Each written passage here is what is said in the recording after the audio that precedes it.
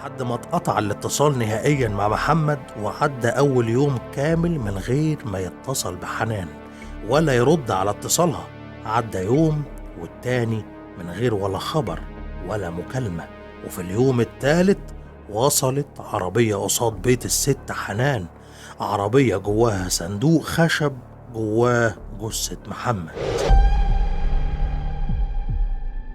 العربية كان جواها صندوق ومعاها مندوب من الشركة معاه تقرير طبي كاتبه دكتور من المحجر. تقرير بيقول إن حدثت الوفاة نتيجة لهبوط حاد في الدورة الدموية أدى إلى توقف في عضلة القلب، الموتة الطبيعية. وكان مع الجثة والتقرير ظرف من الشركة جواه مبلغ مادي لا يعوض عن روح إنسان. انهارت حنان اللي بتستلم ابنها جثة، وبقت أول حاجة عاوزة تعملها حنان إنها تشوف ابنها. كشفت عنه الغطا وشافت محمد ابنها وهو في أكتر مشهد مفزع ومرعب. محمد بقه مفتوح وعينيه مبرقة وجسمه متخشب بطريقة غريبة. حنان بتوصف شكل ابنها وبتقول شكله كان مرعب لدرجة ما قدرتش تطول النظر فيه لأكتر من ثواني. ومن بعدها حنان مصرة إن ابنها اتقتل وإن دي مستحيل تكون موتة طبيعية أبدا.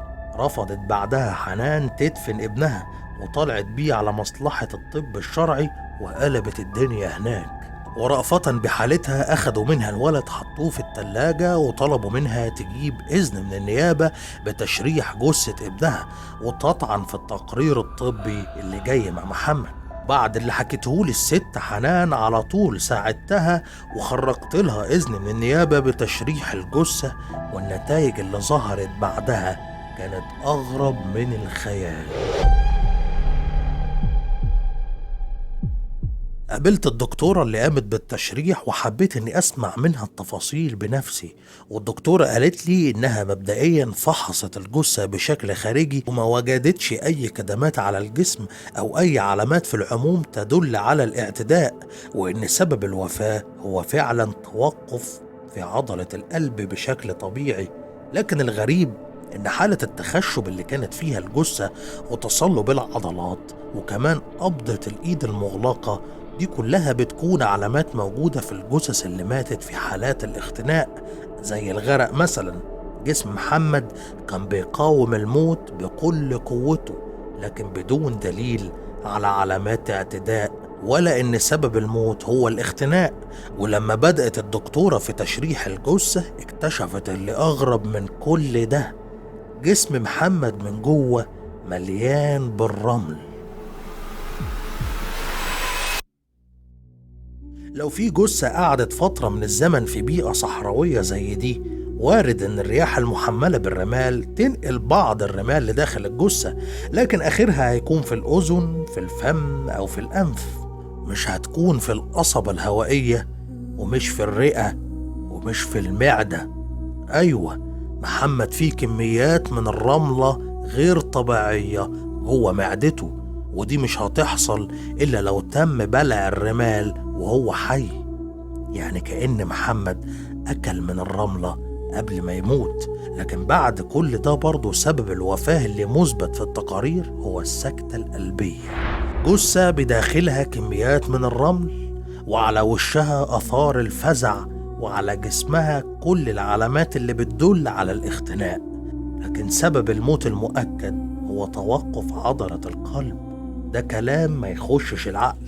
علشان كده بعد دفن محمد وعدت الست حنان ان دي خلاص بقت قضيتي، واني هلاقي تفسير لكل ده وهعرف ايه اللي حصل لابنها بالظبط.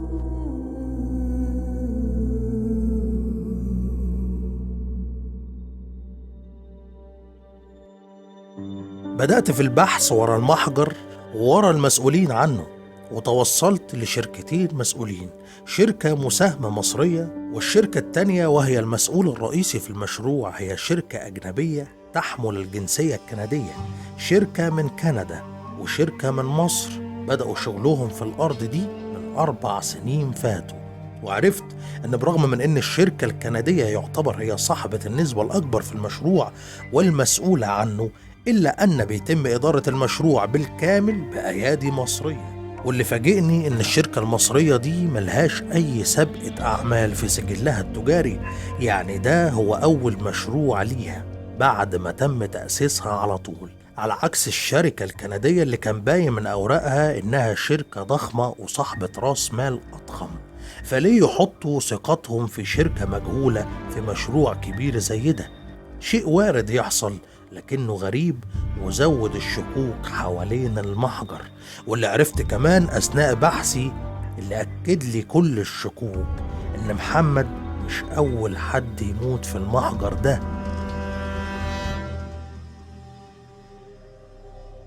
في 42 عامل فقدوا حياتهم من بداية المشروع، و42 ده هو الرقم اللي معلن عنه. وفي خلال آخر شهرين بس وصل 4 عمال لبيوتهم بنفس الطريقة اللي وصل بيها محمد.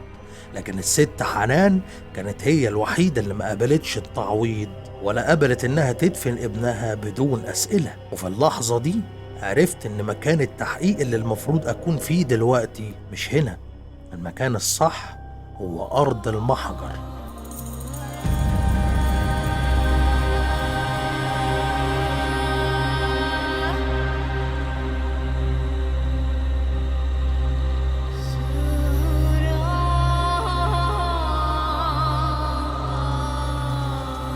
رحلتي للمحجر وكل الحاجات الغريبة والأسرار الرهيبة اللي هنكتشفها هناك هتعرفوها في الحلقات الجاية.